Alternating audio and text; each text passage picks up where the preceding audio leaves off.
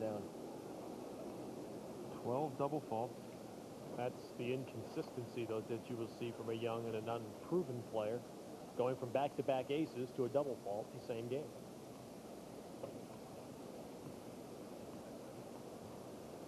Fourth break point for Connors. First serve. He's put up a good fight, though, Shelton. You know, he showed a lot of talent athletically. He moves around the court beautifully.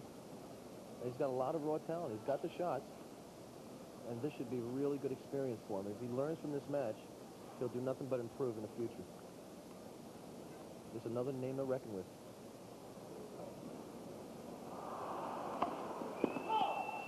You know, McEnroe's name has been brought up here tonight. You know, he's a player who has worked, as you see, Cyclops, who has worked so much at trying to bring tennis into underprivileged areas and introducing it to people who may young people who may never otherwise see the game. You know, a lot of people only see one side of John McEnroe. He's done a lot of good for the kids in the New York City area. But a night like this for Shelton may do the same. Connors up 4-1 in the fourth. Fat Chats. Thank you. Well, now at Stadium Court, a aura of finality moving over the crowd as now they sense that Jimmy Connors is about to close out this game. Youngster Bryan Shelton. Connors up 2 breaks now in the fourth set.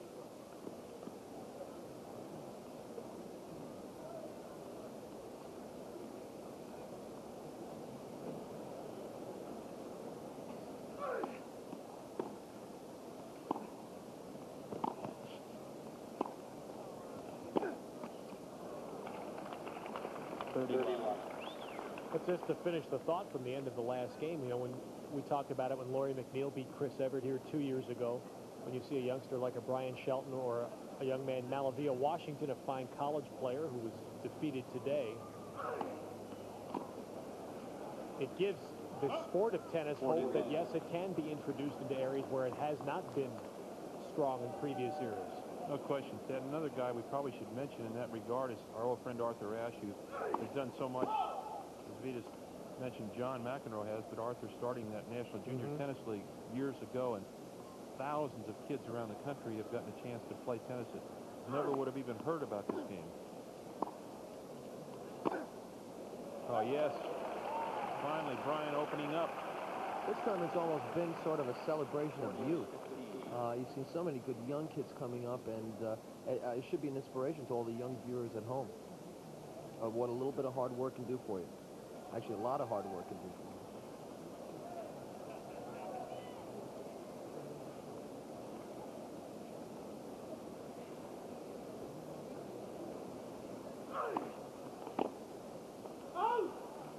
And so Connors holds, and it's now 5-1 Connors here in the fourth set.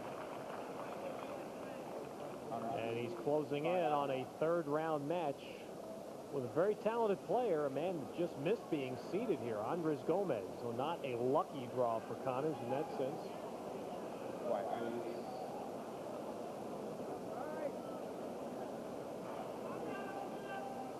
Gomez was a seeded player here last year, ranked 30th in the world now.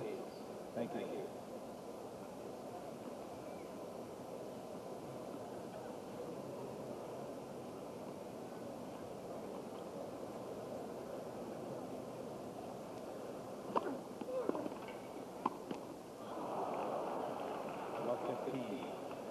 In fact, when Jimmy Connors broke his nearly four-year victory drought, he beat Andres Gomez right here on USA Network in Washington, D.C. last summer. It was the 106th title of his career.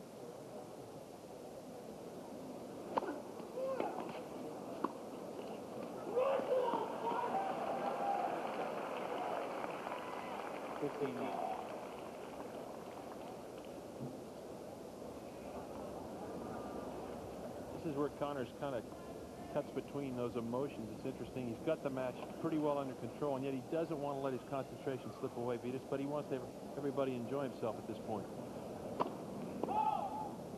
This is where you have to be kind of the controlled showman. You're having a good time, but you're still concentrating. And not embarrassing your foe.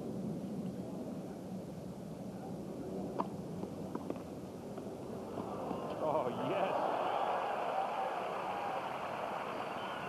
Great court coverage. And Bryan Shelton really only has one possibility here as we see him line up for this shot. Connors hits that great angle here. The ball starts to die, but look at the hands on Bryan Shelton. Great shot. Good innovation. And he'll hit a lot more like that before his career is over. That's for sure.